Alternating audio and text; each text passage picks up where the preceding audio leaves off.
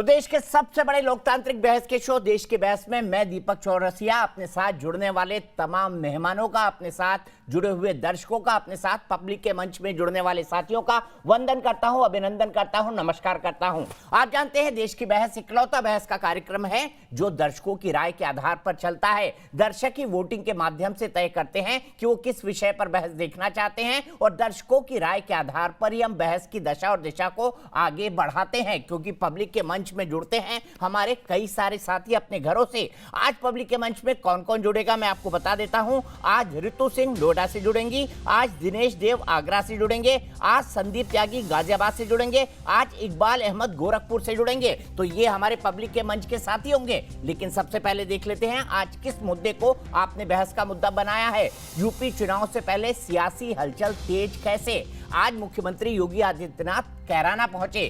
कैराना वही जगह है जहां 2016 में हिंदुओं का पलायन हुआ था। एक धर्म विशेष से घबराकर हिंदू वहां से घर छोड़कर जाने लगे थे। 2017 के विधानसभा चुनाव में यह एक बड़ा मुद्दा बना था।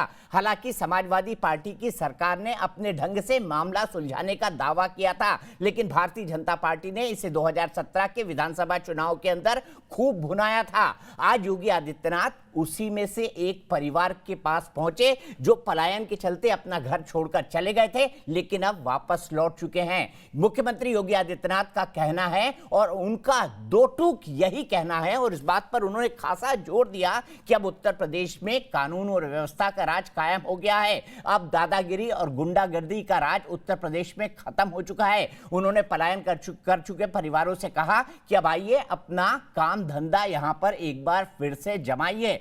इससे पहले गृह मंत्री अमित शाह भी कैराना की बात कर चुके हैं। क्या कैराना का मुद्दा 2022 के चुनाव में भी एक बड़ा मुद्दा होगा? क्या भारतीय जनता पार्टी इस मुद्दे के सहारे ध्रुवीकरण करने की कोशिश में है, खास तौर पर उस जगह पर जहां पर फार्मर्स का एजिटेशन चल रहा है? वहां अगर ध्रुवीकरण हो जाता है तो जाति के जो समीकरण है वो गौण हो जाते हैं। क्या इसीलिए भारतीय जनता पार्टी ने इस मुद्दे को एक बार फिर उठाया है? इसी पर बात होगी। कई सारे खास मेहमान हमारे साथ जुड़ेंगे, आज का सवाल भी पूछेंगे, लेकिन उससे पहले अभी तक का अपडेट। किसी व्यापारी और निर्दोष नागरिक पर गोली मारने का दुस्साहस किया तो गोली उस व्यापारी और उस नागरिक पर तो नहीं लगी, लेकिन उल्टी उसकी छाती को बेचते हुए उसको दूसरे लोग की यात्रा को भी भेज दिया गया।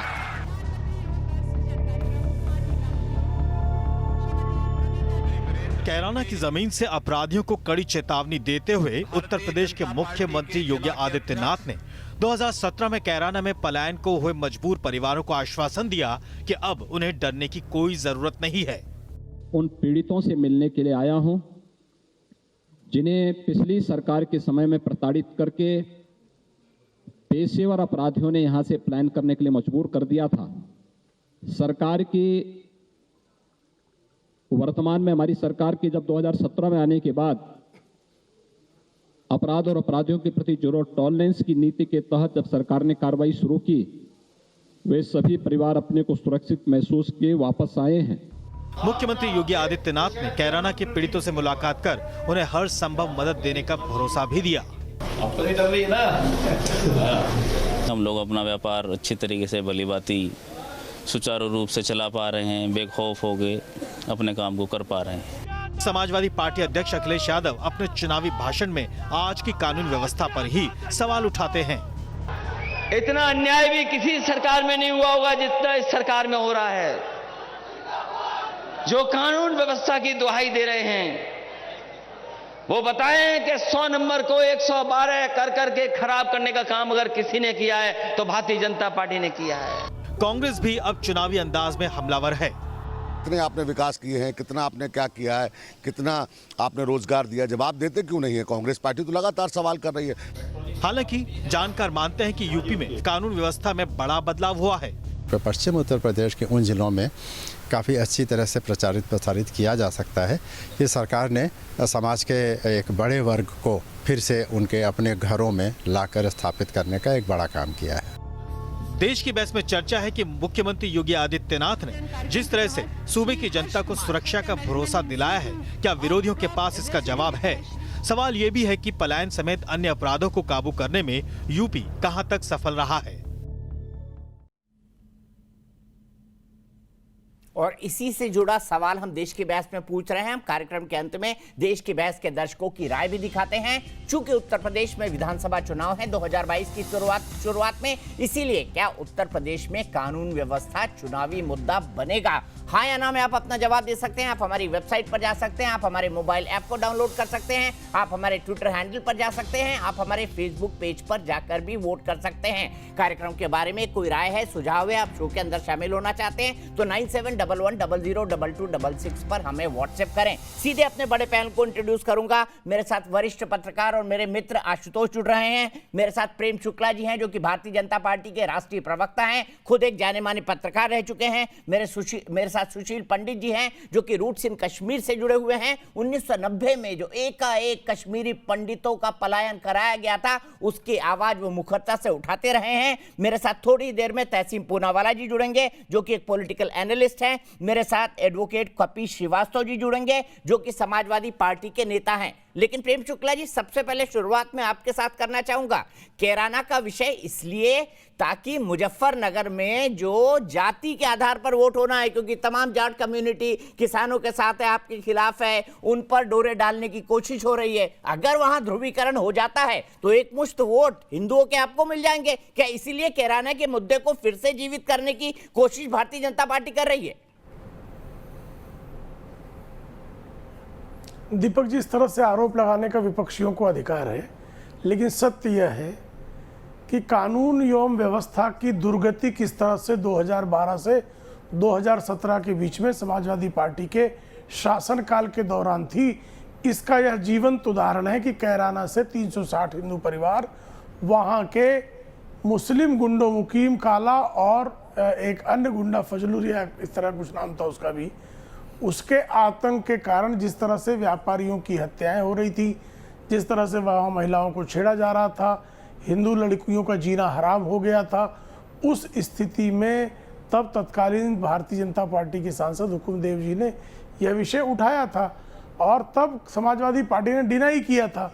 लेकिन आज आदरणीय योगी आदित्यनाथ जी उन परिवारों के बीच में गए जो परिवार उस समय वहाँ से पलायन करने को मजबूर हुए थे, और आदरणीय योगी आदित्यनाथ जी के 4.5-5 वर्षों के कार्यकाल में जिस तरह से वहाँ के माफिया राज को समाप्त किया गया, गुंडों के आतंक को खत्म किया गया, कौम विशेष के गुंडों को जो सिर्फ राजनीतिक तुष्टीकरण के कारण संरक्षित किया गया था, ऐसे गुंडों को से नागरिकों के जान माल की रक्षा सुनिश्चित की गई, जिसका परिणाम है कि वो परिवार आज वापस आए।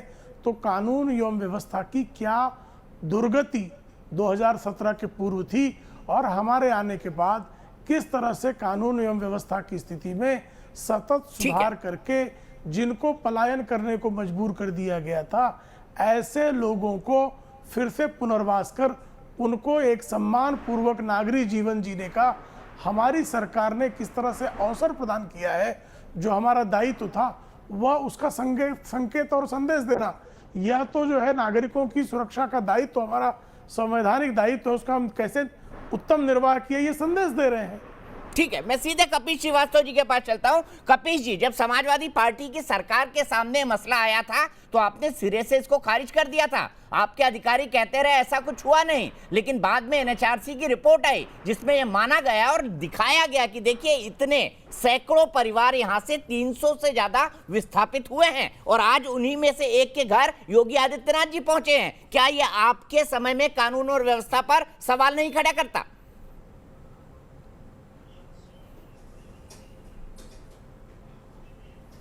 दीपक जी, कानून और व्यवस्था पर इसलिए सवाल खड़ा नहीं होता है कि अगर आज पुलिस निष्पक्ष है तो समाजवादी पार्टी के शासनकाल की भी पुलिस निष्पक्ष थी और उसके अलावा भी तमाम जांच हुई। और यही नहीं, तमाम न्यूज एजेंसीज ने अपनी खबर भी प्रसारित की थी। इनकार कर रहे थे कि पलायन हुआ नहीं, जबकि उसके सबूत एनएचआरसी ने दे दिए हैं और सबूत के तौर पर एक परिवार से योगी जी मिले हैं। मैं तो इस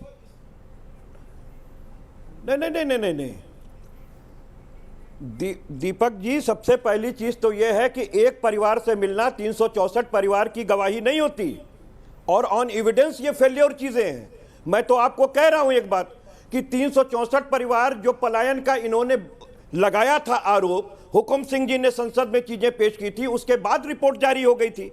और यही नहीं, जो संसदीय इलेक्शन सीट के मतदाता पहचान पत्र के अंदर 116 नंबर का मकान था जैन साहब का, उसको इन्होंने कोट किया था। और उस पर जाने के बाद पता चला कि जैन साहब तो वहीं बैठे हुए हैं और उन्होंने बताया कि दिल्ली के अंदर हम अपने व्यवसाय के लिए गए हुए हैं। और वही नहीं, हिंदुस्तान टाइम्स की रिपोर्ट है कि उन्होंने 116 परिवारों के अंदर जाकर के पता किया तो पता चला कि वो लोग अपने रोजी रोजगार के चक्कर में बहुत पहले ही जा चुके हैं।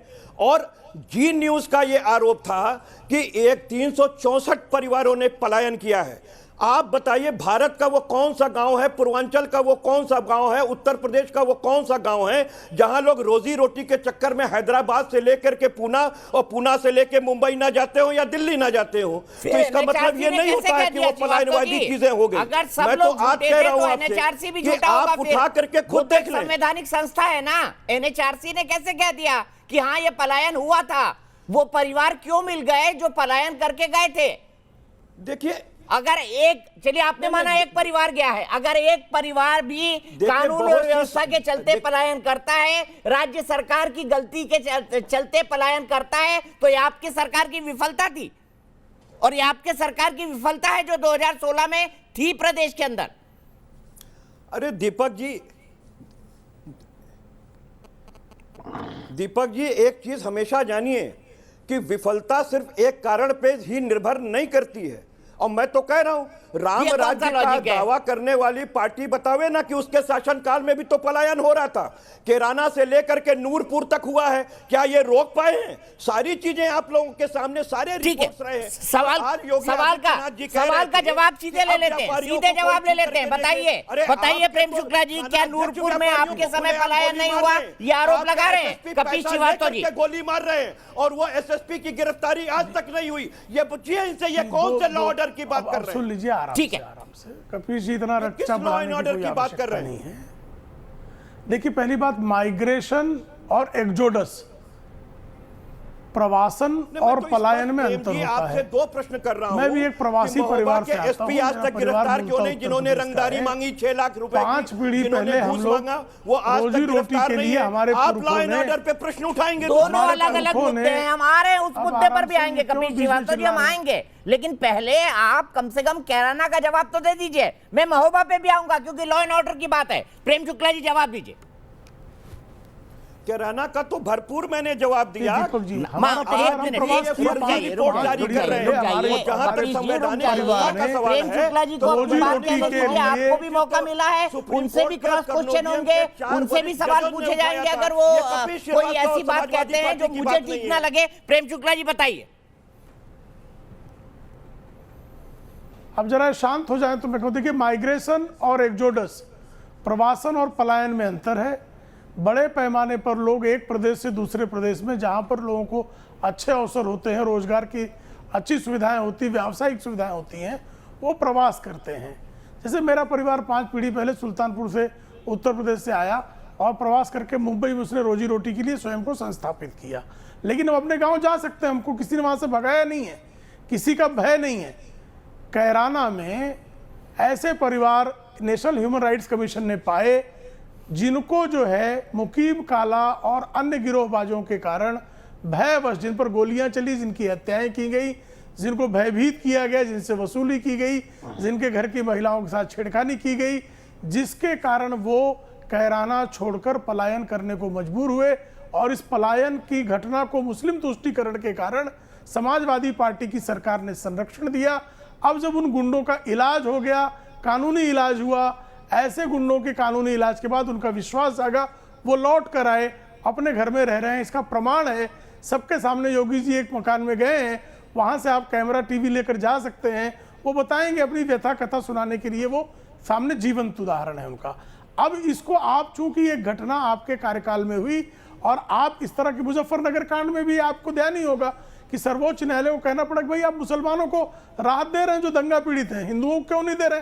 तो जिनका आधार इतना सांप्रदायिक रहा हो कि आप दंगे हो, दंगे में पीड़ित हिंदू भी हो, मुसलमान भी हो, हिंदुओं को राहत नहीं दी जाएगी, मुसलमानों को राहत सामग्री बांटी जाएगी, इस तरह का। साहब ये तो इतनी धर्मांधता आप कैसे ले आते हैं कि हिंदुओं से इतनी नफरत समाजवादी पार्टी कैसे पाल लेती है? ये कांग्रेसी सपाई इनको हिंदुओं से इतनी नफरत कैसे हो जाती है? समझ के कपीश जी, मैं आपके पास आऊंगा, रुकिए। मेरे साथ दो और गेस्ट जुड़े हुए हैं, आशुतोष जी और तहसीम पूनावाला। पहले मैं उनके पास जाऊंगा, फिर मैं तुरंत आपके पास आऊंगा। आशुतोष जी, मुझे बताइए, क्या भारतीय जनता पार्टी बहुत स्ट्रेटेजिक ये मसला लेकर आई है? कैराना का है, जाट वहां पर बुरी तरह किसान आंदोलन के कारण प्रभावित हैं। भारतीय जनता पार्टी का वो वोट बैंक जो सॉलिडली उनको मिला था शायद न मिले। अगर ध्रुवीकरण होता है तो ये मुद्दा खत्म हो जाएगा, इसीलिए कैराना का जिन्न एक बार फिर बाहर निकला है। दीपक, मुझे लगता है कि जो बात आपने अपने सेंटेंसेस में की थी वो बात बिल्कुल सही है कि ऐसे वक्त पे कैराना के मुद्दे को खड़ा करने की कोशिश इस बात का प्रतीक है कि भारतीय जनता पार्टी आज की तारीख में उत्तर प्रदेश के चुनाव में विश्वास के साथ नहीं जा रही है। यानी उसको इस बात का भरोसा नहीं है कि इस बार उसको उसी तरीके का मैंडेट मिलेगा या वो वहां सरकार बना सकती है। अन्यथा कोई कारण नहीं है। 5 साल अगर आपने शासन किया है तो आप आर्थिक विकास के मसले पर वोट मांगिए, और उसके अलावा बहुत सारे ऐसे मसले जिसके मसले पर आपको वोट मांगना चाहिए। लेकिन हो ये रहा है कि जिस तरीके से इस पूरे मसले को एक इवेंट की तरीके से क्रिएट करने की कोशिश की गई, जिस तरीके सारे टीवी चैनल्स को लेकर जाया गया, जिस तरीके से इसका लाइव प्रसारण हुआ है, उससे साफ लगता है कि भारतीय जनता पार्टी को इस बात का कोई भरोसा नहीं है कि वो आने वाले समय में जो है वो चुनाव में गंभीरता के साथ जाके चुनाव जीत सकते। और इसके 3 बड़े महत्वपूर्ण कारण। पहला कारण यह कि जो आपने बिल्कुल साफ कहा कि आज की तारीख में किसान जो है वो पश्चिम उत्तर प्रदेश में बहुत ज्यादा नाराज हैं। और किसानों की नाराजगी का मतलब यह कि जाट समुदाय बहुत ज्यादा नाराज है। न केवल जाट समुदाय नाराज है, बल्कि वहां का एक बड़ा गुर्जर जो समाज है वो भी नाराजगी दिखा रहा है। तो अगर पश्चिम उत्तर प्रदेश के 2 प्रमुख जातियां जाट और गुर्जर समाज अगर नाराज है तो पश्चिम उत्तर प्रदेश के अंदर भारतीय जनता पार्टी को दिक्कत आएगी, इसमें कोई दो राय नहीं। दूसरी बात, अभी मुजफ्फरनगर की बात की गई थी। मुजफ्फरनगर दंगों में ऐसे बहुत सारे भारतीय जनता पार्टी के लोग जिनका नाम उसमें था, जिनके खिलाफ इन्वेस्टिगेशन चल रहा था, जिनके खिलाफ जांच चल रही, जिनके खिलाफ मुकदमे चल रहे थे, वो सारे मामले वापस लेने की कोशिश योगी सरकार ने की थी।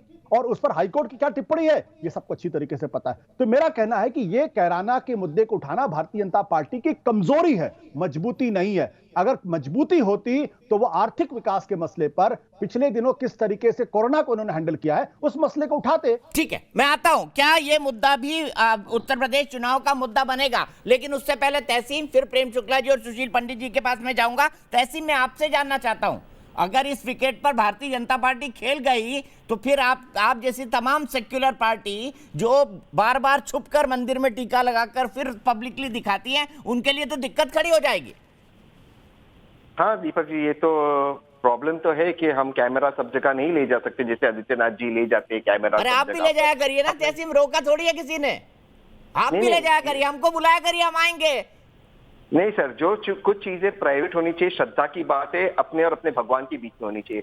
वहां पे कैमरा की जरूरत नहीं है कि मोदी जी और आदित्यनाथ जी ले जाते हैं, उसकी जरूरत नहीं है। भगवान जानता है कि आपका यकीन उस पर कितना है। लेकिन जो मुद्दे की बात है, मैं आशुतोष भाई से बिल्कुल इत्तेफाक रखता हूँ। अल्टीमेटली वेस्टर्न यूपी में भाजपा पूरी तरह से हार रही है। और जो मैं एक चीज कह रहा हूँ, आप इस चीज को नोट कीजिए और चुनाव के दिन मैं आपके साथ बैठूंगा। पूरे वेस्टर्न यूपी में भाजपा को 15 से 20 सीटें नहीं मिलेगी। जाट समुदाय, गुज्जर समुदाय और मुसलमान तीनों एक हो गए और एक ही लक्ष्य है, पश्चिम उत्तर प्रदेश का एक ही लक्ष्य है कि भाजपा को हराना। जो इनकी राजनीति थी, जो जहर फैलाते थे, और क्योंकि आप जानते कि मैं किसान आंदोलन में काफी जा रहा था, सभी जाट भाई कहते थे कि 2013 के जो इन्होंने दंगे कराए थे भाजपा के लोगों ने, उससे अब सीख मिली है, जानते कि भाजपा विकास का काम नहीं करते, इसलिए ये सारा स्टंट है, इसके अलावा कुछ नहीं है। आदित्यनाथ जी दोबारा से मुख्यमंत्री नहीं बनेंगे और वेस्टर्न यूपी में इनको 20 से 25 सीटें नहीं मिलने वाली। तो चलिए, आपने भविष्यवाणी करी दी है, फिर चुनाव ना छोड़ते हैं, अभी से चुनाव परिणामों का प्रसारण शुरू कर देते। मैं और आशु अभी एनालिसिस करना शुरू कर देते, कोई बात नहीं। लेकिन सुशील पंडित जी, पेरम्बुदूर की बात कर लीजिए, जहां पर मद्रास हाईकोर्ट को यह कहना पड़ा कि नहीं भाई, हिंदुओं के मंदिरों में भी घंटियां बजेंगी और आप वहां पर किसी को पूजा करने से नहीं रोक सकते। असम के मुस्लिम बहुल जगहों का एग्जाम्पल ले लीजिए, जहां पर माइनॉरिटी मेजॉरिटी बन जाता है, जैसा कश्मीर में आप लोगों के साथ हुआ। क्या ये वहां से जबरदस्ती पलायन करवाना एक शाश्वत सत्य नहीं है भारत का? धन्यवाद दीपक जी, आपने मुझे अपने इस कार्यक्रम में आमंत्रित किया। 2 बातें निकल करके आई। एक कि ये प्रवासी हैं, मैं आपको याद दिला दूं, कश्मीर से निष्कासित हिंदुओं को भी माइग्रेंट कहा गया, उनके कैंप्स को माइग्रेंट कैंप्स कहा गया। जो हमारा जातीय संहार हो रहा है, जो हिंदू समाज कट रहा है, घट रहा है और पलायन कर रहा है, उसको इस तरह उस पर लिपापोती की जाती है कि उसको प्रवासी कह करके टाल दिया जाता है, और इसको कहने के लिए इनको हिंदू कोलैबोरेटर मिल जाते हैं। नेशनल कॉन्फ्रेंस को हिंदू प्रवक्ता मिल जाते हैं, पीडीपी को हिंदू प्रवक्ता हमारे समुदाय से मिल जाते हैं, और समाजवादी पार्टी को भी मिल जाते हैं। वो हिंदू पलायन को, हिंदू संहार को किसी ना किसी तरह डिफेंड करके सरका देते हैं। ये एक बहुत बड़ी त्रासदी है हमारे समाज की। और दूसरी बात जो मैं कहना चाहूंगा, पहले इसी बात को खत्म करूं, इतिहास में 1000 साल के हिंदू पलायन और हिंदू संहार के इतिहास में, हमारे जेनोसाइड के इतिहास में एक भी ऐसा उदाहरण नहीं है जहां हिंदू पलायन करके फिर अपने घर लौट पाया हो। तो योगी जी ने ये एक अपवाद सिद्ध करके दिखाया है कि कैराना में पलायन कर गए परिवार अपने घरों में लौटे हैं। मैं उन्हें प्रणाम करता हूं, और ये इस समय, बदलते समय का द्योतक है। यदि हिंदू समाज करवट ले रहा है, एकजुट है और अपनी सुरक्षा के प्रति सचेत है, तो एक इस उदाहरण से उन्हें बहुत उत्साह लेने की, प्रेरणा लेने की आवश्यकता है। दूसरी बात, यह कहा गया कि आप चुनाव लड़ रहे हैं तो विकास के मुद्दे पर लड़िए ना, आप कोरोना के मुद्दे पर लड़िए ना। क्यों? क्या हिंदू सुरक्षा का मुद्दा किसी चुनाव का मुद्दा नहीं होना चाहिए? क्या हिंदू संहार का मुद्दा किसी सुरक्षा चुनाव का मुद्दा नहीं होना चाहिए? क्या नागरिक सुरक्षा का मुद्दा किसी चुनाव का मुद्दा नहीं होना चाहिए? क्या मुजफ्फरनगर के दंगों में आजम खान ने पुलिस निरीक्षक की, थाना अध्यक्ष की तबादला नहीं किया? उनको एफआईआर दर्ज करने से नहीं रोका? क्या आतताइयों और गुंडों को बचाने की कोशिश नहीं की? क्या दुर्गा शक्ति नागपाल का उत्पीड़न नहीं किया गया क्योंकि वो एक अवैध मस्जिद गिरा रही थी? क्या इस तरह की घटनाएं समाजवादी सरकार में नहीं हुई? क्या बात करते हैं? ये चुनाव में मुद्दे नहीं बनेंगे तो कब बनेंगे? आप अपनी सुर्खियों में इसे मुद्दा नहीं बनाएंगे, आप सामाजिक विमर्श में इसे मुद्दा नहीं बनाएंगे, आप हिंदू को कटते घटते रहने देना जाएंगे। ये चुनाव का मुद्दा क्यों नहीं बनेगा? हिंदू सुरक्षा का मुद्दा चुनाव में सर्वोपरि मुद्दा होना चाहिए। हिंदू पलायन का मुद्दा हर चुनाव में सबसे पहला मुद्दा होना चाहिए। हम इस बात के सबूत हैं कि अगर हिंदू चुनाव में मुद्दा नहीं बनता है, हिंदू सुरक्षा चुनाव में मुद्दा नहीं बनता है, तो हिंदू पलायन पे मजबूर होता रहेगा। पूरे देश में ऐसे 500 से ज्यादा कश्मीर पनप रहे हैं और कैराना उनमें से एक है। ठीक है, तो ये मुद्दा हर चुनाव में होना चाहिए। मैं यहीं से आगे बढ़ूंगा। आशुतोष जवाब भी देना चाहते हैं, उनको भी लूंगा, कपीश जी के पास भी जाऊंगा, लेकिन उससे पहले रितु सिंह, नोएडा से मेरी एक दर्शक जुड़ गई हैं। रितु सिंह, क्या कहेंगे आप जो कैराना में पलायन हुआ था 2016 में, उसके बारे में? पहले तो सभी का, मेरे सभी दर्शकों का और सभी पैनलिस्ट का मेरी तरफ से नमस्कार। कैराना की स्थिति और कैराना में उत्पन्न हुई स्थिति पर मैं ये कहना चाहूंगी कि कहीं ना कहीं गुंडाराज कानून व्यवस्था पर भारी हुआ है, और मेरा ये वोट बैंक और चुनाव से हटकर हमें ये जानना होगा कि आखिर ये स्थिति उत्पन्न हुई ही क्यों। और अभी वर्तमान में मैं ये बीजेपी प्रवक्ता से सवाल करना चाहूंगी कि जीरो टॉलरेंस पर उनका क्या स्ट्रैटेजी है, क्या पॉलिसी अपनाएंगे ताकि ये दोबारा से ये स्थिति उत्पन्न ना हो। ठीक है, मैं आपके सवाल को लूंगा, लेकिन आप उल्टा बोल गए। आपको ये बोलना था कानून व्यवस्था भारी पड़ गया, शायद यही आप कहना चाहती थी। मैं सीधे चलता हूं कपीश श्रीवास्तव जी के पास। कपीश जी, मुझे एक बात बताइए, और बात बेहद महत्वपूर्ण है। आप लोग अल्पसंख्यक या मुस्लिम तुष्टीकरण का काम करते हैं, और कैसे करते हैं इसका मैं आपको एग्जाम्पल देता हूं। खुद अखिलेश यादव जी ने जब जिन्ना की बात कही तो मुझे लगा शायद अखिलेश जी की जबान फिसल गई होगी, इसलिए उन्होंने पटेल और जिन्ना का कंपैरिजन कर दिया। लेकिन यहां तो वो खुद दूसरी बार आगे आगे कह रहे हैं कि हाँ जिन्ना के बारे में बोल रहा हूं मैं, लोगों को इतिहास फिर से पढ़ना चाहिए। सवाल यह है कि देश की आजादी के खलनायक का उत्तर प्रदेश के चुनाव में जिक्र क्या ये मुस्लिम वोट पाने के लिए नहीं किया अखिलेश जी ने? इतने नादान नहीं है कि वो क्या कह रहे हैं वो इसको समझते ना हो, बहुत समझदार है पॉलिटिकली वो।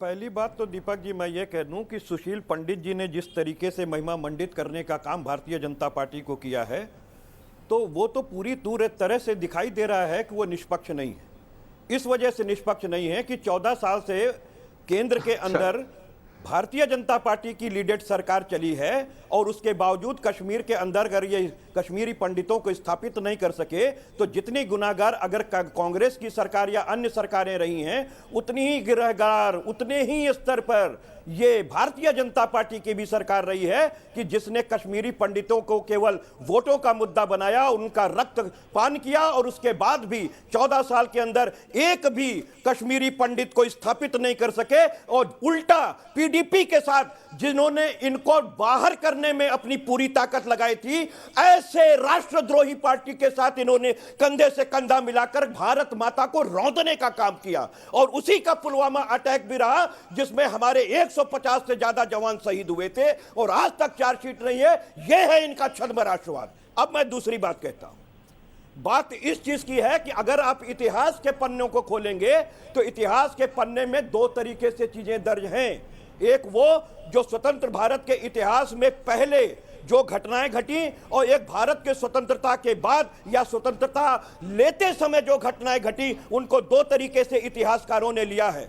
सारे जहां से अच्छा हिंदुस्तान हमारा और कुछ बात है कि हस्ती मिटती नहीं हमारी, सदियों रहा है दुश्मन दौरे जहां हमारा। ये लिखने वाले इकबाल जिनको हम और आप निश्चित तौर पे राष्ट्रवाद के शोष को भरने के लिए उठाते हैं, वही राष्ट्रवादी कवि पाकिस्तान जाकर के बसे थे।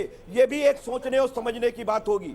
जब टू नेशन थ्योरी की बात आप करेंगे तो जितने गुनाहगार जिन्ना हैं इस देश के लिए बिल्कुल जरूरी नहीं है, गैर जरूरी है। स्वतंत्रता के बाद का इतिहास उनका काला इतिहास है हिंदुस्तान के लिए। जिन्ना की क्यों तारीफ कर रहे हैं अखिलेश जी, बताइए ना कपिल जी। जिन्ना ने भी जिन्ना की क्यों तारीफ कर रहे हैं अखिलेश जी? तो उस समय उनके योगदान को लाल कृष्ण आडवाणी ने सराहा था। अखिलेश जी, अरे नहीं, जिन्ना की क्यों तारीफ कर रहे हैं? लाल जिन्ना की क्यों तारीफ कर रहे हैं अखिलेश जी, ये भी बता दीजिए ना। जनता पार्टी के, अरे भाई एक मिनट सुन तो ले दीपक जी, मैं आप ही के प्रश्न का उत्तर दे रहा हूं। आपने प्रश्न कर लिया, अब उत्तर ले लीजिए। लाल कृष्ण आडवाणी जी ने जब पाकिस्तान की यात्रा की और उनके मजार पे चादर चढ़ाया था तो शायद आप विस्मृत हो रहे हो या देश विस्मृत हो रहा हो या भारतीय जनता पार्टी के प्रवक्ता अगर विस्मृत हो रहे हो, तो मैं याद दिलाना चाहता हूं कि उन्होंने कहा था कि ये सेकुलर थे जिन्ना, जिन्होंने आजादी की कहानी लिखी और आजादी में इनकी बराबर की भूमिका रही है। तो उन आडवाणी जो कि कभी आपके राष्ट्रीय अध्यक्ष रहे, गृह मंत्री रहे, बड़े बड़े पदों पर आसीन रहे, उन्होंने ये बात कही थी तो भारतीय जनता पार्टी इस बात से कन्नी नहीं झाड़ सकती और राष्ट्रीय अध्यक्ष जी पे प्रश्न नहीं खड़ा किया जा सकता। सावरकर जितने जिम्मेदार थे इस देश को बांटने के लिए, उतने ही जिम्मेदार जिन्ना थे। इसीलिए ये दोनों ही लोग इस मुल्क के लिए आवश्यक नहीं है। मैं तो स्पष्ट बात कहता हूं। तो अखिलेश जी ने क्यों तारीफ की, बताइए प्रेम शुक्ला जी, अखिलेश जी ने क्यों तारीफ की जिन्ना की? वो कह रहे हैं सावरकर की भी जरूरत नहीं है, जिन्ना की भी जरूरत नहीं है। प्रेम शुक्ला जी बताइए। अरे ये इनसे पूछिए कि लाल कृष्ण आडवाणी ने क्यों की? जी की बात वो तो आपने पूछ लिया, उसका भी जवाब देंगे। विनम्रतापूर्वक पूछना अच्छा ये भी बताइए, आडवाणी जी ने क्यों? नेता मानते हैं कि नहीं मानते? मैं इनसे अत्यंत विनम्रतापूर्वक, अध्यक्ष मानते थे कि नहीं मानते थे? आराम से ये गृह मंत्री रहे हैं कि नहीं रहे हैं? और क्या लाल कृष्ण आडवाणी जवाब तो लीजिए कपिल जी। अत्यंत विनम्रतापूर्वक पूछना चाहता हूं, मैं आपसे अत्यंत विनम्रतापूर्वक पूछना चाहता हूं कि आपके नेता श्री अखिलेश यादव आदरणीय लालकृष्ण आडवाणी को अपना नेता मानते हैं कि अपने पिता मुलायम सिंह यादव को अपना नेता मानते हैं? अगर वो आडवाणी जी को अपना नेता मानते हैं तो उनको बाबरी के विध्वंस का समर्थन करना चाहिए और जफर याब जिलानी को इतने दिनों तक उन्होंने अपनी पार्टी में क्यों रखा? ऐसे बाबरीवादी को पार्टी में रखने की क्या जरूरत थी? आप जब राम भक्त लाल कृष्ण आडवाणी के अनुयायी लाल कृष्ण आडवाणी को को मानते हैं कि ऐसा आपको विश्वास हो गया है कि अखिलेश यादव जो है अब अपने बाप को सिर्फ पोस्टर से नहीं हटाया है, विचारों से भी हटा दिया है। बीच में आपके नहीं बोलना था, शांति से। मैं तो कह रहा हूँ ना, लाल कृष्ण आडवाणी हमारे नेता है। या लाल कृष्ण आडवाणी हो, लाल कृष्ण आडवाणी हमारे नेता हैं। तो उन्होंने और कहा कि और ये सुन लीजिए, activist और अब सुन लीजिए terrorist ना का आडवाणी काम जी है। की तुलना की तो भारतीय सुन जनता लीजिए। पार्टी का इससे कोई लेना अरे देना सुन नहीं तो है। लीजिए ये आप महाराज, मानते हैं कि नहीं मानते? आराम से इतना ये इतना आप रक्षा मानते हैं बढ़ाने कि की आवश्यकता नहीं नहीं प्रेम है। जी, आपने प्रश्न अरे पूछा, भाई, उत्तर गला दीजिए। गला मत फाड़िए, मैं प्रश्न पूछा, आराम आप से उत्तर शांति दीजिए। से। लाल कृष्ण अरे आडवाणी मैं तो आपके उत्तर दे रहा हूँ, नेता आप हैं। सुनने अच्छा, को आप तैयार रिपीट नहीं, कर रहे हैं आपकी ना, समस्या आप है। कपिल भाई आपको रिपीट कर इतिहास रहे का हैं। कोई ज्ञान तो है नहीं। मुझे अगर वो गला अपनी फाड़ने बात की रिपीट आदत करेंगे नहीं मैं है। उनको भी टोकूंगा। प्रेम शुक्ला जी बोलिए। नहीं, आपको भूगोल का ही ज्ञान नहीं है तो आप इतिहास का ज्ञान क्या रखेंगे मित्र? तो मुझे इतना आपको विश्वास तो हो गया, भूगोल का ही ज्ञान आज नहीं है। दो चीजें इन्होंने कही, दो आपको चीजें अगर इन्होंने भूगोल कही। का ज्ञान होता कपीश जी तो ने इस दो तरह से चीजें कही। शून्यता नहीं उपस्थित होती। मैं एक प्रश्न नहीं, पूछ अभी रहा हूं, आपका लाल ज्ञान कृष्ण बता रहा हूं, आडवाणी सुन को तो ले। आप अपना आप नेता दीपक जी मानते हैं कैसे या लोगों नहीं को पकड़ मानते? लाते हैं आप? कपिल जी कहाँ प्लीज, से इनको कपिल जी किस जगह देखिए, पकड़ लाए देखिए, हैं? एक डेकोरम मैं रखिए समझ में आप। इनके नहीं आ रहा है नेशनल बहस कैसे होगी। चैनल मैं पर तो सुपर आप ही प्राइम जैसे टाइम लोगों पर ये से ज्ञान डिबेट कर लेता रहे हैं। हूं। आप शामिल खैर, आप हुए ही तो लोगों थोड़ा से डेकोरम मिलता भी है। बना कर रखिए। थोड़ा खैर, सुन लीजिए सीखना ना, आप ही प्रेम लोगों से शुक्ला जी भी मिलता है। सुन रहे हैं आप आपकी जानते होंगे बात, किस पशु सुशील की पंडित जी भी धैर्य सुन रहे हैं, मिलता है। आशुतोष भी सुन रहे हैं, सब खामोशी से बैठे हैं, अपनी टर्म पे बोलेंगे। आप भी बोलिएगा। प्रेम शुक्ला जी बोलिए। लाल कृष्ण आडवाणी जी को ये अपना नेता मानते हैं कि नहीं मानते? अब इनको शांत कर दे तो मैं बोलूं। मैंने जवाब दिया। विचारधारा आदरणीय लाल कृष्ण आडवाणी हमारे लिए माननीय नेता है। मुर्दाबाद बोलिए। आप लाल कृष्ण आडवाणी के विचारों को हम मानते हैं। जिन्ना पर उनके जो विचार थे उसको पार्टी ने अस्वीकार किया था, सारे लोग इसको भली भांति जानते हैं।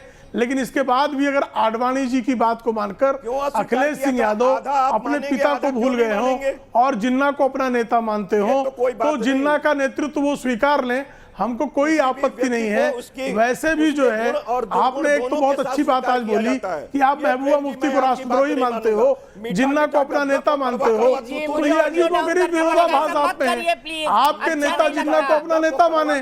थू नहीं करने दूंगा। इन देखिए जी, अजीबोगरीब आप आदमी पकड़ लाए हैं। किसी भी व्यक्ति को कुछ लोगों को मुंह खोलना तो आता है, बंद करना नहीं आता माना जा सकता है। तो समाजवादी पार्टी के प्रवक्ताओं का संकट ऐसा है कि उनको मुंह खोलने का प्रशिक्षण दिया गया है, लेकिन मुंह बंद कब किया जाना चाहिए इसका प्रशिक्षण ही नहीं प्राप्त है। बोलिए प्रेम शुक्ला जी। खामोश है कपिल जी। नहीं, प्रशिक्षण तो आपको दिया जाता है। सिर्फ प्रेम शुक्ला जी की आवाज प्लीज। देखिए, आदरणीय लालकृष्ण फिर आ गए। आदरणीय लालकृष्ण आडवाणी के जिन्ना वाले बयान पर भारतीय जनता पार्टी का स्टैंड 2005 में ही स्पष्टता से आ गया। उनको उस समय राष्ट्रीय अध्यक्ष पद से हटाया गया था। क्या समाजवादी पार्टी के पदाधिकारियों नेताओं में इतनी हिम्मत है कि वो अखिलेश यादव को जिन्ना की आरती उतारने के लिए, स्तुति करने के लिए, उनको जिसने इस देश को जोड़ा, सरदार पटेल जिन्होंने देश को जोड़ा, उनके साथ जिसने देश को तोड़ा, उसकी तुलना करने के कारण उनके अध्यक्ष पद से हटाया जा सकता है? समाजवादी पार्टी में किसी की इतनी हिम्मत है? भारतीय जनता पार्टी की टीम ने यह तय किया तत्कालीन, और आदरणीय लालकृष्ण आडवाणी जी ने विनम्रता पूर्वक जिन्ना वाले बयान के बाद अध्यक्ष पद का त्याग किया था। क्या अखिलेश यादव त्याग कर सकते हैं? क्या किसी में हिम्मत है अखिलेश यादव का इस्तीफा मांगने की? तो नहीं है साहब। दूसरी बात जो आशुतोष जी कह रहे थे उसका मैं उत्तर देना चाहता हूं। भारतीय जनता पार्टी क्या मुद्दा बनाएगी, कैसे लड़ेगी, कैसे जीतेगी, ये 2005 से लेकर 2021 तक सतत भारतीय जनता पार्टी के विरोध में बातें करने वाले, उसका विरोध सोचने वाले तो नहीं तय करेंगे ना।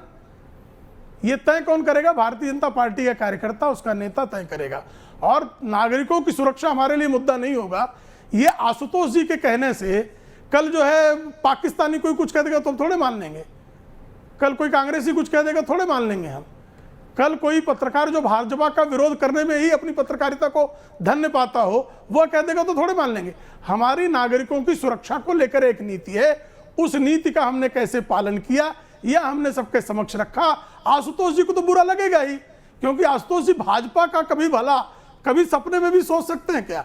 वो तो बेचारे दिन रात माला जपते रहते हैं कि भाजपा का कैसे घाटा हो जाए, कैसे नुकसान हो जाए। लेकिन 2014 पहले भी ये कहते थे कहाँ है भाजपा, कहाँ है भाजपा? देख रहे हो ना आशुतोष जी, 2017 में भी कहते थे कहाँ भाजपा आने वाली है, कैसे भाजपा आई, याद है ना? 2019 में भी आप कहते थे भाजपा बिल्कुल नहीं आएगी, आई ना भाजपा। तो 2022 में भी आप आइएगा, फिर जो है आप निकालिएगा कि यार 350 से ज्यादा सीट नहीं पाई। ठीक है, मैं आऊंगा चलिए, आशुतोष दीपक के पास, इसका जवाब लूंगा कि माला तो फेरेंगे नहीं, क्योंकि मतलब धर्म का कितना वो पालन करते हैं मुझे नहीं पता, लेकिन माला फेरना कहा जाता है कि हिंदू संस्कृति का अभिन्न हिस्सा है। तुलसी की मालाएं फेरी जाती हमारे यहाँ। क्या आशु जी ऐसा करते हैं, मालाएं फेरते हैं? ये उनसे जानेंगे, लेकिन उससे पहले दिनेश देव आगरा से मेरे एक दर्शक जुड़ गए हैं। दिनेश जी, क्या कहेंगे योगी जी ने आज जो कहा है, और कैराना के जो हालात हैं, बहुत दूर नहीं है आगरा और मुजफ्फरनगर। नहीं, योगी महाराज ने, योगी आदित्यनाथ जी ने जो किया है वो काबिले तारीफ है, और उन्होंने वो करके दिखाया जो इससे पहले कभी किसी सरकार ने नहीं करके दिखाया। पीड़ित व्यक्ति को वापस उसका घर दिलाना, इससे बड़ा और न्याय क्या होगा। उनकी धन्य है उनके लिए, उन्होंने ऐसा किया था। ठीक है, आपको लगता है, आप शुक्रिया कर रहे हैं योगी आदित्यनाथ जी का, ये भी एक पहलू है। और दिनेश देव जी भी, मैं मानता हूं आगरा में रहते हैं तो एक वोटर होंगे उत्तर प्रदेश के, और उत्तर प्रदेश चुनाव में उनकी भी राय महत्व रखेगी, क्योंकि हर एक वोट महत्वपूर्ण होता है। सीधे आशुतोष जी के पास चलता हूं। आशुतोष जी, कितनी बार माला फिराते हैं? अगर माला नहीं फिराते तो क्या फिराते हैं भाजपा के हारने की दुआ करते करते? मेरे साथ एक मिनट, नए पैनल को इंट्रोड्यूस कर देता हूं। राकेश त्रिपाठी जी जुड़ गए हैं, भारतीय जनता पार्टी के प्रवक्ता हैं उत्तर प्रदेश के। विवेक श्रीवास्तव जी जुड़ गए हैं, लेफ्ट के नेता। और संगीत रागी जी जुड़ गए हैं, जो कि आरएसएस के जानकार हैं, एक पॉलिटिकल एनालिस्ट हैं और डीयू के अंदर प्रोफेसर है। आशु। दीपक, ये एक पत्रकार की ताकत है कि एक राष्ट्रीय पार्टी के प्रवक्ता को 3 मिनट तक आशुतोष के बारे में बात करनी पड़ गई।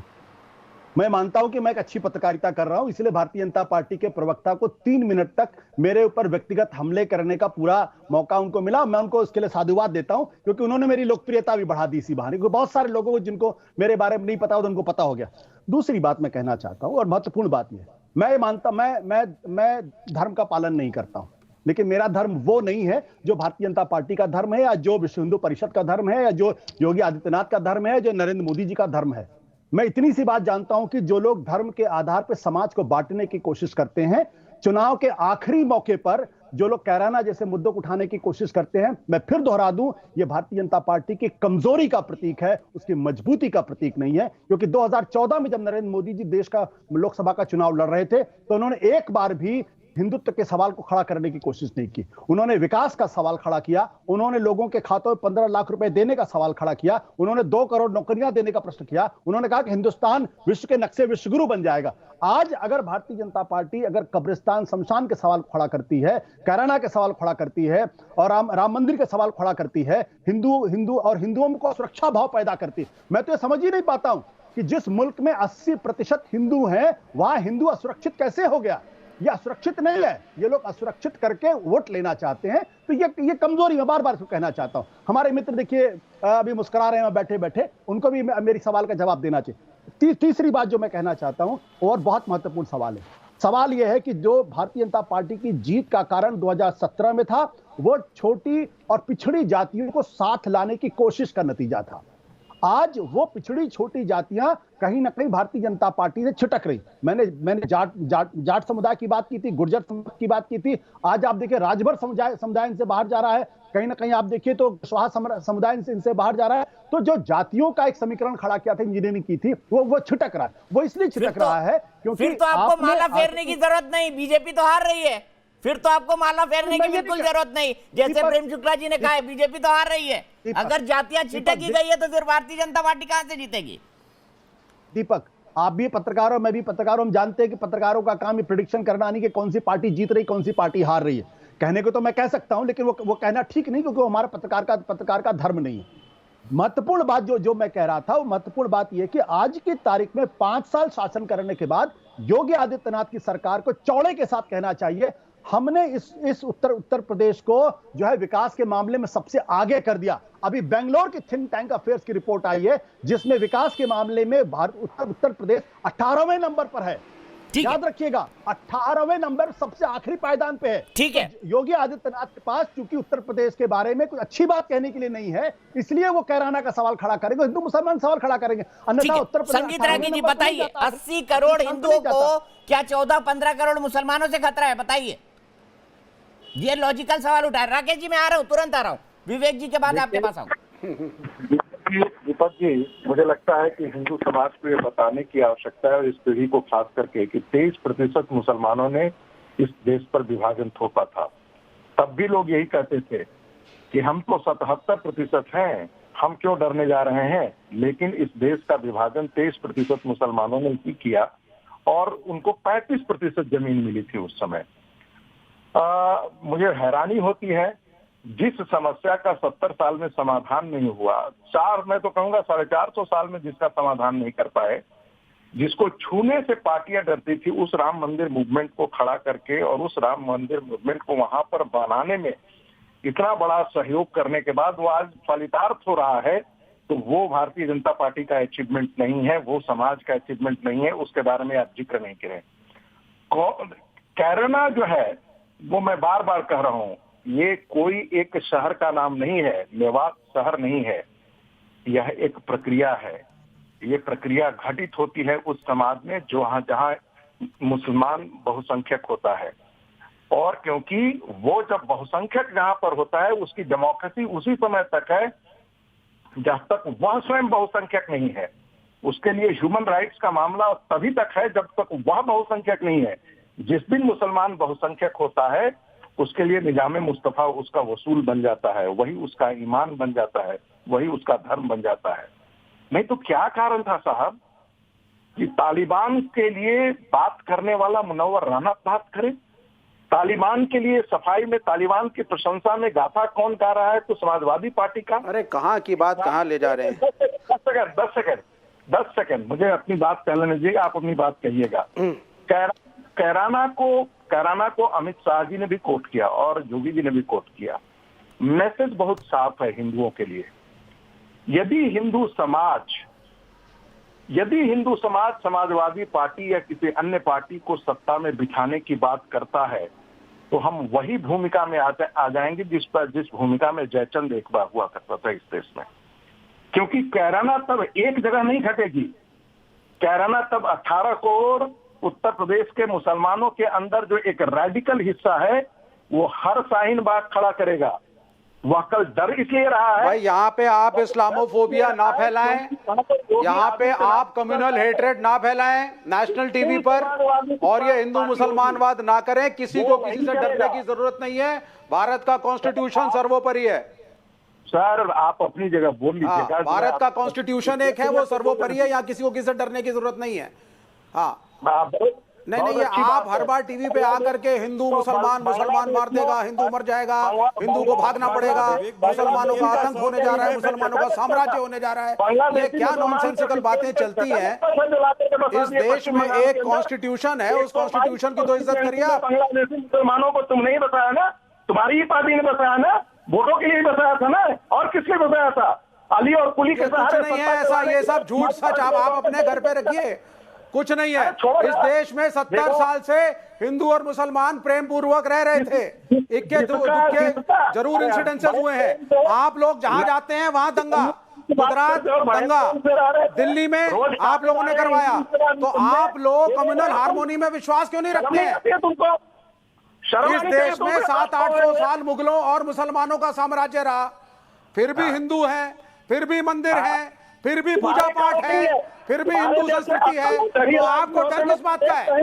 नहीं बच पाता तुम्हारे जैसे किस बात का डर है आपको? भाई सभी धर्म आपस में मिलजुल करके रह सकते हैं। हाँ अभी तुम्हारी बीजेपी के, आपकी बीजेपी के नेताओं के बच्चे अमेरिका में जाके पढ़ते हैं, बी फीटिंग नेशन है, यूरोप में जाके पढ़ते हैं, लंदन में जाके पढ़ते हैं। मत भेजा करो ना, बहुत ज्यादा हिंदू धर्म के ठेकेदार हो, मत भेजा करो अपने घर के बच्चों को विदेश। अच्छा रुकिए अमेरिका आपने भी मोटे तौर पर अपनी बात खत्म की थी। विवेक श्रीवास्तव जी ने भी अपनी बैटिंग कर ली है। मैं सीधे राकेश त्रिपाठी जी के पास चलूंगा। राकेश त्रिपाठी जी, विवेक श्रीवास्तव जी जो डर कह रहे हैं, क्या वही डर भारतीय जनता पार्टी फैलाने की कोशिश कर रही है? ये राजनीतिक आरोप लेफ्ट पार्टी के नेता ने आप पर लगाया है कि आप हिंदुओं को डरा रहे हैं। देखिए दीपक जी, डर की वजह से तो कैराना में पलायन हुआ था, और ये सच्चाई है। स्वर्गीय हुकुम सिंह जी सांसद हुआ करते थे कैराना से, और उन्होंने इस बात को डंके की चोट पर लोकसभा में उठाने का काम किया था कि समाजवादी पार्टी के शासनकाल में किस तरह से मुकीम काला तरीके जो अपराधी थे, गैंगस्टर थे, माफिया थे, जिनको सरकार का संरक्षण होता था केवल इसलिए क्योंकि वोट बैंक का तुष्टिकरण उससे होता था, और इस तुष्टिकरण की कीमत चुकानी पड़ती। अरे सर, कैराना में आपको गुर्जर घुसने नहीं देते। आज वो भरोसा बहाल हुआ है, आपके मुख्यमंत्री ने गुर्जर समुदाय का किया था। आज किसी को वहां डर महसूस महसूस नहीं हो रहा। और ये जातियां आपसे छिटक चुकी हैं, हमने सफाया करने का काम किया। तो अब आप वहां पे हिंदूवाद फैलाने की कोशिश कर रहे हैं। सच्चाई ये है, खूंखार अपराधियों को आज एनकाउंटर में मार किसान आपसे हट चुका है और किसानों में वो अपराधी, वो गैंगस्टर जो उत्तर प्रदेश की खाकी वर्दी पर गोली चलाने का विश्वास करते थे, आज उनको मार गिराने का काम हमने किया है। और इसकी वजह से एक भरोसा लौटा है, एक विश्वास लौटा है, एक सुरक्षा का वातावरण बना है। मैं आशुतोष जी को सुन रहा था, अब एक मिनट सुन लीजिए विवेक जी सुन लीजिए। आशुतोष जी सवाल उठा रहे थे, आशुतोष जी कह रहे थे कि आज विकास का मुद्दा उठा रहा है। अरे यही तो विकास का मुद्दा है कि कैराना में पहले पलायन हो रहा था, कैराना में पहले पलायन हो रहा था, आज ये पलायन रुका है और न केवल पलायित लोग वापस लौटे हैं, ये विकास ही तो है, ये विश्वास की बहाली ही तो है। सरकार की जिम्मेदारी यही है कि लोगों को सुरक्षा का एहसास दिलावे, लोगों को निवेश के लिए वातावरण उपलब्ध करावे, इंफ्रास्ट्रक्चर डेवलपमेंट करने का काम करे। आज हमने कानून व्यवस्था ठीक करने का काम किया है, आज हमने इंफ्रास्ट्रक्चर डेवलपमेंट करने का काम किया है, आज हमने लोगों को एहसास दिलाया है कि लोग सुखमय वातावरण में वहां पर जीवन जी सकते हैं। और मैं मानता हूं यही सरकार की उपलब्धि है। ये कैराना एक मॉडल है उत्तर प्रदेश की सरकार का कि पिछली सरकारें किस प्रकार से अपराधियों को संरक्षण देती थी और आज की सरकार किस तरह से लोगों को सुरक्षा का एहसास दिला रही है कि पलायित लोग वापस लौट करके आ रहे हैं। मैं मानता हूं कि इसी उपलब्धि के आधार पर आज उत्तर प्रदेश का आकलन किया जा सकता है कि उत्तर प्रदेश में आज किस तरह का वातावरण मिला है। पूरा पश्चिमी उत्तर प्रदेश, क्या आशुतोष जी अगर आशुतोष जी अपने चश्मे से देखेंगे, वास्तविकता वाले चश्मे से, राजनीतिक चश्मे को उतार करके देखेंगे तो दिखाई पड़ेगा कि मुजफ्फरनगर दंगे में किस तरह से सरकार के द्वारा प्रायोजित दंगा था। सरकार के द्वारा दंगा करने वालों को संरक्षित किया जा रहा था, उनको सरकारी वायुयान में बैठाल करके मुख्यमंत्री आवास में उनके नाश्ते का इंतजाम किया जा रहा था। और तमाम ऐसे लोग जो पीड़ित वर्ग के लोग थे, जो पीड़ितों की आवाज उठाने वाले लोग थे, उन पर FIR दर्ज की जा रही थी। और इसी कारण क्या ये हकीकत नहीं है कि आपने मुजफ्फरनगर के एक माइनॉरिटी के नेता को चार्टर्ड प्लेन भेज के बुलवाया था? क्या ये भी हकीकत नहीं है? इसीलिए आप जिन्ना की तारीफ कर रहे हैं क्योंकि कट्टरपंथी मुसलमानों का वोट आपको मिल जाए, आप एक सिग्नल दे सके कि हम ही आपकी सबसे अच्छी रक्षा करेंगे।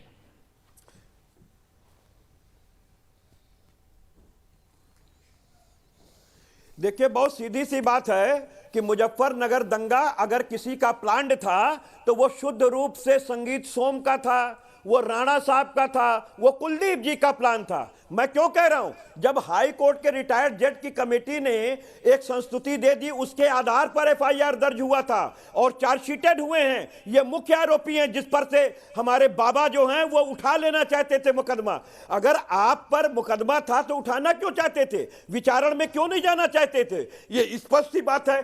दंगा इनका कराया हुआ, 2 साल की सरकार थी, सरकार अपने शासनकाल में किसी की नहीं चाहेगी कि हमारे विरुद्ध दंगा हो जाए। तो ये दंगाबाजों की सरकार, ये दंगेबाज हैं जो आज सरकार में बैठे हुए हैं, इन्होंने ही दंगा कराया। अभी कह रहे थे हमारे में तो माफिया साफ हो गया। अरे साहब, 70 साल के इतिहास में पहले मुख्यमंत्री हैं जिन पे 302, 307 का केस है, पहले डिप्टी मुख्यमंत्री हैं जिन पे अपहरण से लेके पशु तस्करी 419, 20, 467, 468 के मामले IPC के प्रयागराज में दर्ज हैं। ये पहले ऐसे हमारे मंत्रिमंडल है और विधायिका है जिसमें 117 विधायकों पर हीनियस क्राइम है। ये पहले ऐसे, चलिए मैं इस पर आऊंगा राकेश त्रिपाठी से जवाब ले लूंगा, मुझे ब्रेक के लिए रुकना है, लेकिन उससे पहले संदीप त्यागी गाजियाबाद से। संदीप, क्या कहेंगे कैराना के योगी जी के आज के बयान पर? मैं, दीपक जी आवाज आ रही है मेरी? जी बोलिए।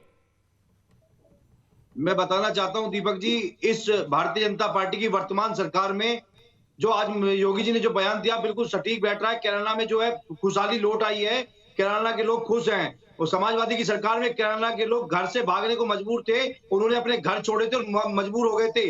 ना इस प्रदेश के अंदर ना बहन सुरक्षित थी, ना बेटियां सुरक्षित थी। आज इस उत्तर प्रदेश की सरकार में बहन बेटी भी सुरक्षित है और अपराधियों को जेल और सलाखों के पीछे भेजा जा रहा है। हम लोग पिछले 4.5 साल में बहुत सुकून की जिंदगी जी रहे हैं। ऐसा पिछले 20 सालों में हमने ऐसी सरकार नहीं देखी है कि जितना अच्छा सुकून आज की सरकार में मिल रहा है, इतना अच्छा सुकून इससे पहले किसी सरकार में नहीं मिला। मुझे लग रहा है कि आप सॉलिड बीजेपी के सपोर्टर हैं।